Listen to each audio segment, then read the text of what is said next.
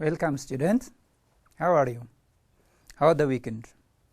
Welcome back to the lesson 4 of your grade 12 geography. Students, what do you learn in your last period of grade 12 geography lesson?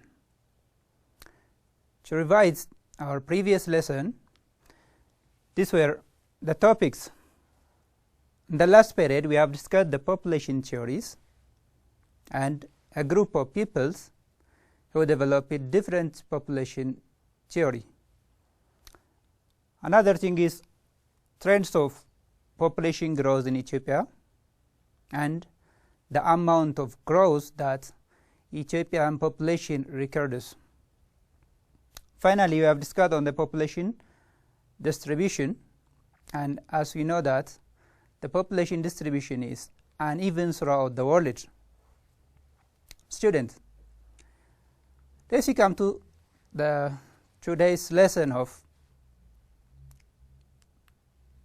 settlement patterns of Ethiopia population. Students, what is settlement? In Ethiopia, different settlement types have been developed due to physical and human-made factors.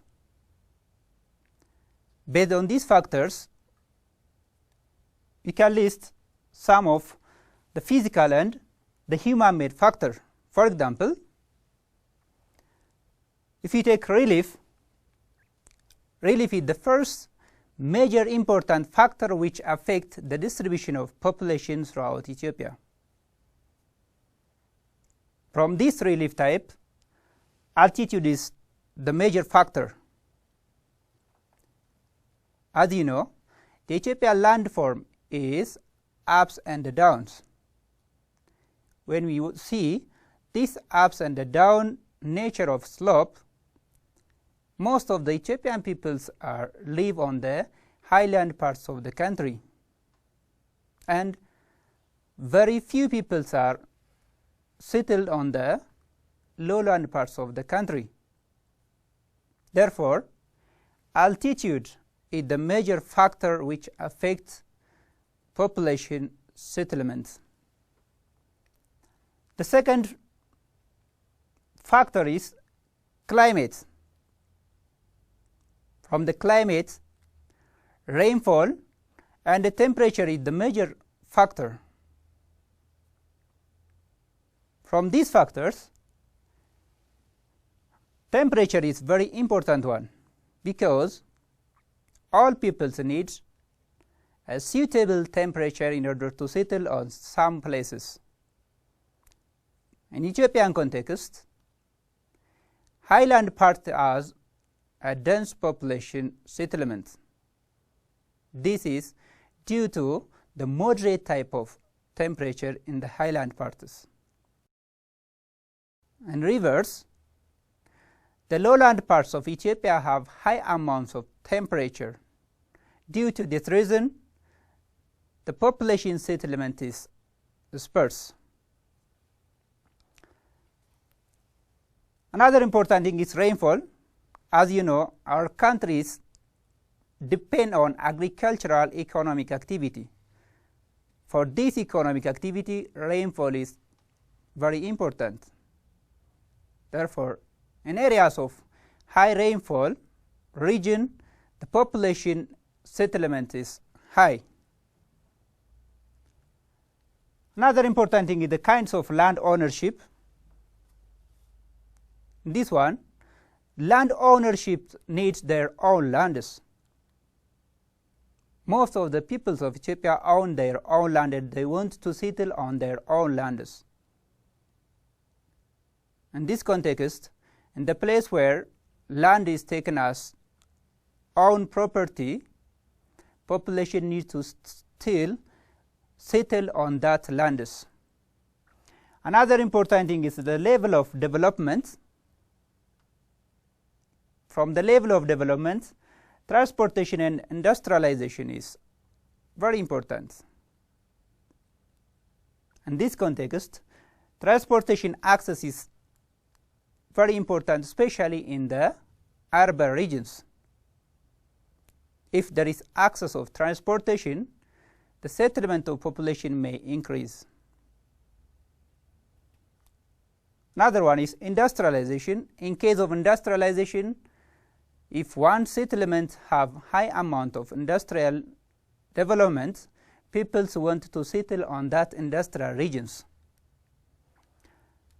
Another one is the need for community defense.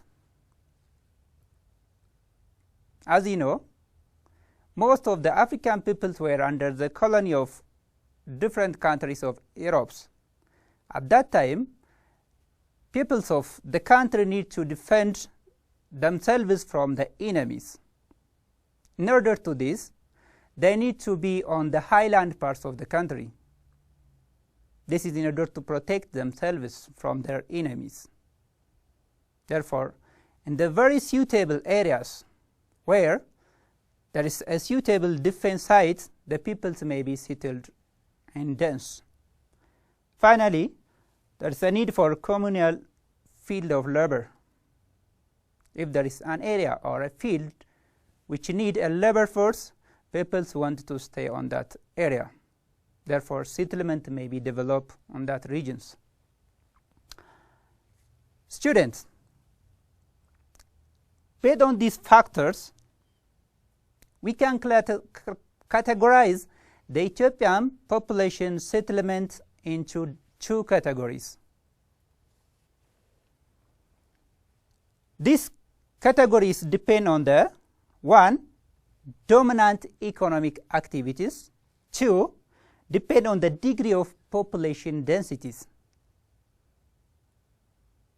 By taking into consideration these two bases, we can say that the Ethiopian population settlement type is a rural and urban population settlement type. But what is their basic difference? The difference between these two can be listed as the following.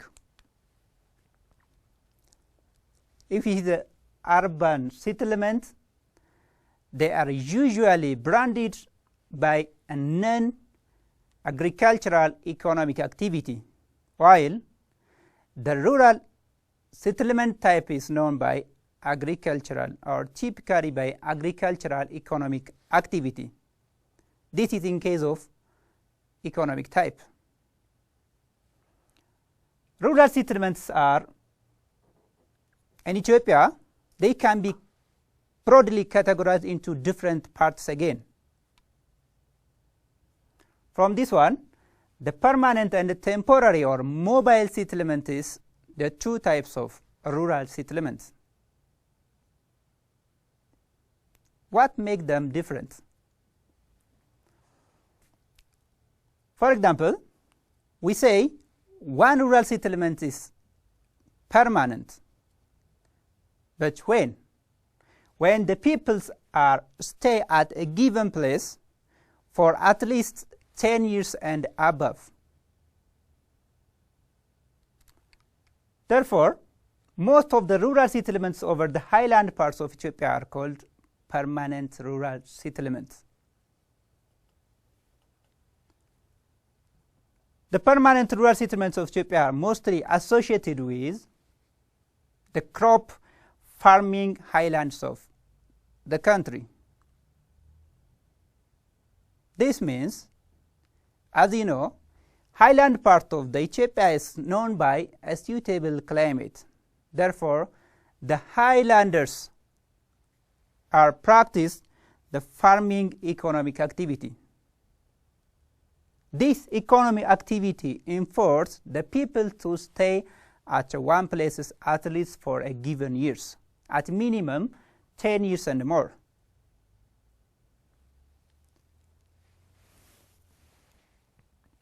The permanent rural settlements of Ethiopia are also classified into another categories.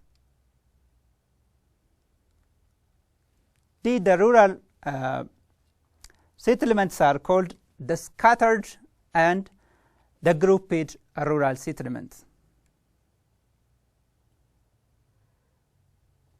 Students, these categories depend on the second factor of settlements categorization. What I mean is the reason for these categories, population densities. For example, if it is scattered, the populations are settled in the diffused mode, or they settled at very far apart. Typically, in Ethiopia, scattered or diffused settlement is found in the rural parts of the country, where on the very broad areas, very few peoples are located. On the second one, that's a grouped settlement, what we call it nucleated settlement. In this one, you can find large number of peoples locating on a given kilometer square, as far as the density concerns. The difference between these two is, in the areas of scattered settlements, homesteads are separated by relatively long distances. But in the grouped one, they are categorized by a large number of homestead or households on the given areas. Dark-colored students. Let's come to another point.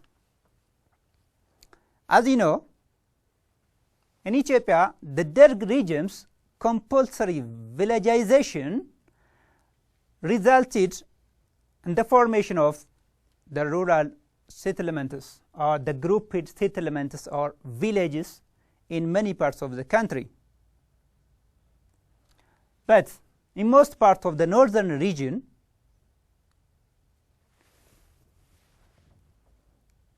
such settlements are remained in a place for years with the idea that they would enhance communal ownership of and the provision of social services. That means there were a problem of provision of social service and communal ownership of land. These were the main problem of the Derg regime. So what it causes?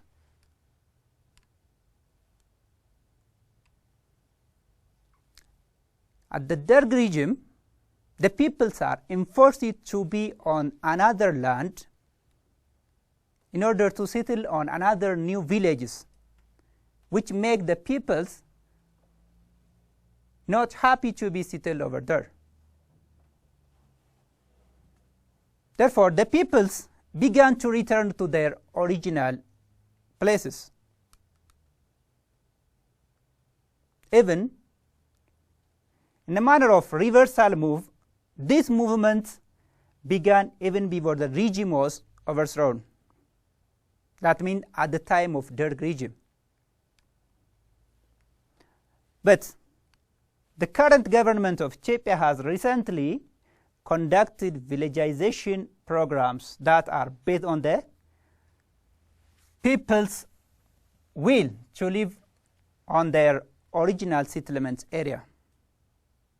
So this one is better when we compare with the Derg regime, because the people's interest is considered here.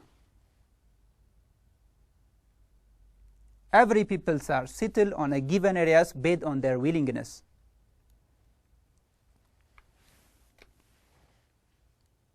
Students, let's come to another topic, the temporary settlement. This is the second settlement type. We have been discussed about the permanent one. Here is the temporary settlements of rural settlement in Ethiopia. When we talk about temporary, we mean that population changes their home places from time to time. Typically, this is the nature of the pastoralist region of the Ethiopia, or on the peripheral parts of the country, we can see these kinds of settlements, a temporary settlement. But what kind of settlements are called temporary? The lowlands in the most part of the Rift Valley and the peripheral areas of Ethiopia are characterized by this temporary settlement. But what makes them to live in the temporary settlement? There needs a reason.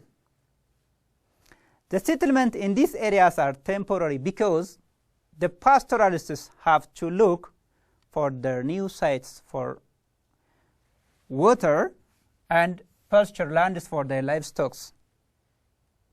When the resources are exhausted at each new site, they change their homes.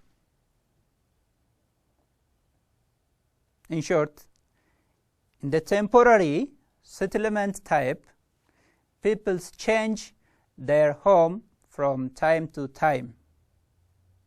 As far as their cattle or their livestock change their areas, the peoples are also change their homes.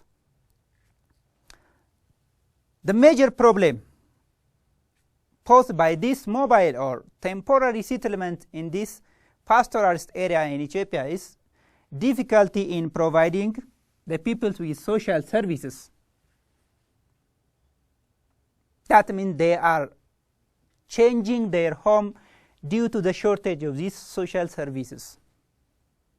Another one is shortage of clean water. They move in order to seek the water for their own and for their livestock. And for the sake of schools, shortage of school. For the shortage of hospitals and electricities and others. This is the major problem of Ethiopian rural temporary settlement still now. Because the most of these services cannot move from one place to another, as do the pastoralists. The only way that the pastoralists could receive and benefit from this is by settling in the permanent locations. But due to their changing of home places, they have a problem of this one. What we call it school, hospital, electricity, and clean water shortage.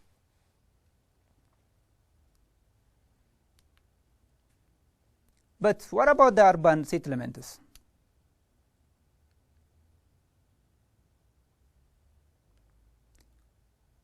What type of places known as urban in Ethiopian context and in the world context? What are the criteria to say urban? Students, urban settlement includes residences in the cities and towns.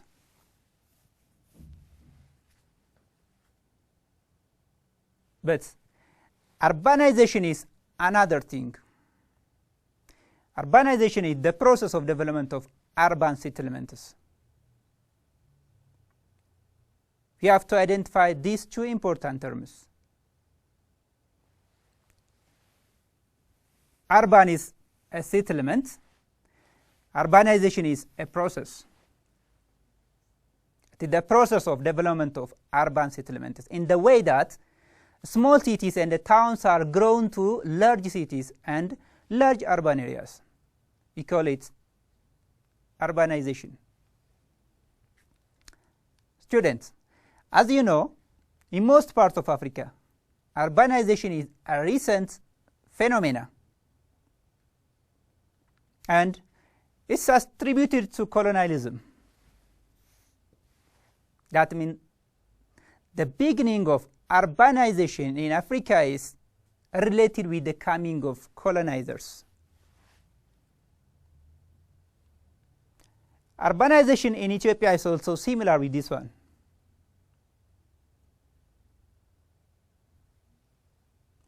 But it's not influenced by European colonialism. It is unplanned natural phenomena of the late 19th century and the early 20th centuries.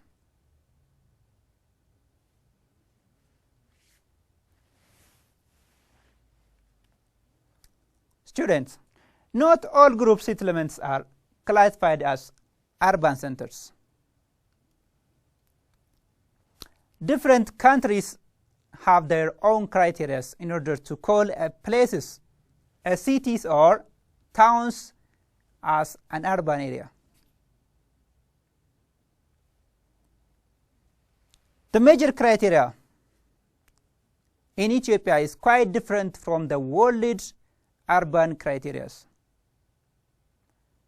For example, in the world criteria, one place has to be settled with more than 10 to 100,000 to be said urban.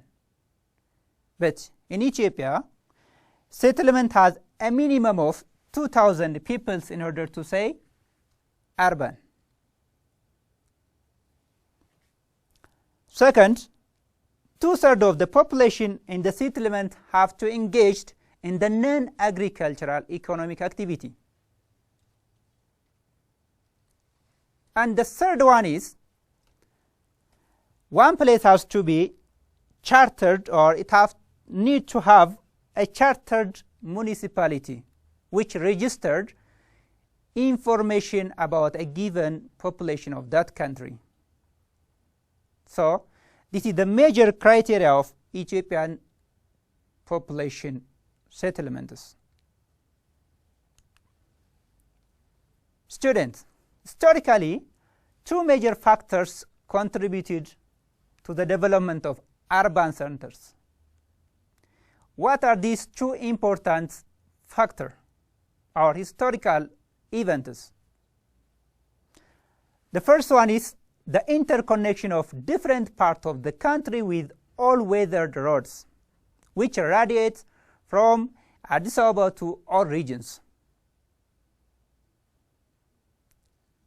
As you know, if this place is Addis Ababa, all roads radiate from Addis Ababa to different regional areas. In this context, the central parts of Ethiopia must be growing to the urban region. This is one, by the movement of peoples from region to the central parts of the country.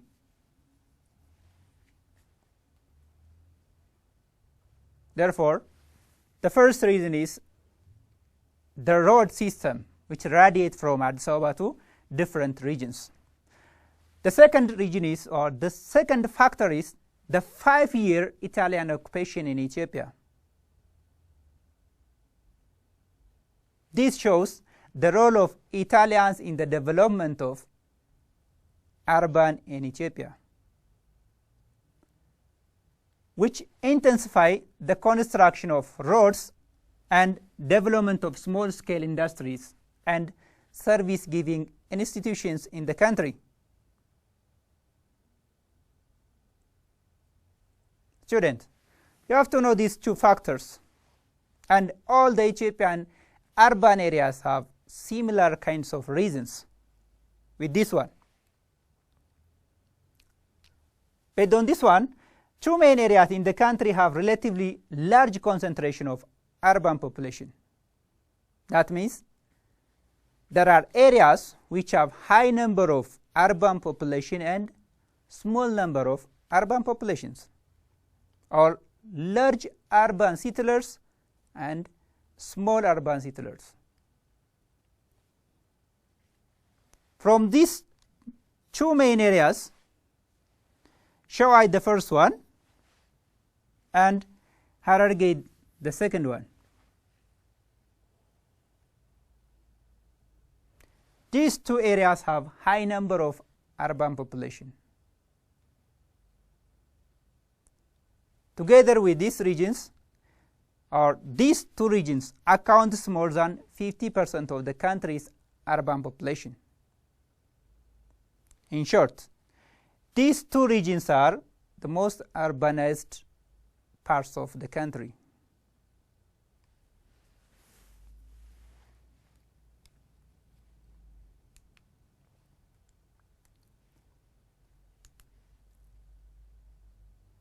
What are the major reasons for these two urban areas? Why Showa and Hararge are taken as the largest urban centers? One, relatively high concentration of industries are found on the regions. As you know, most of the industry in Ethiopia is concentrated in Addis Ababa and in the Hararge regions. Recently,